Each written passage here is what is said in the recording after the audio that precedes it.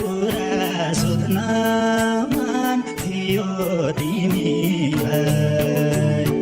मेरो सोझो मनसँग खेल्ने अधिकार यिनी स्टोरी भन्न कसले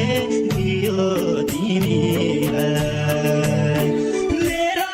माया चाहिँदैन भनेर गयौ तिमी पराइको भनेर एउटा कुरा सोध्न मन थियो तिमीलाई मेरो सोझो मनसँग खेल्ने अधिकार यिनी स्टोरी भन्न कसले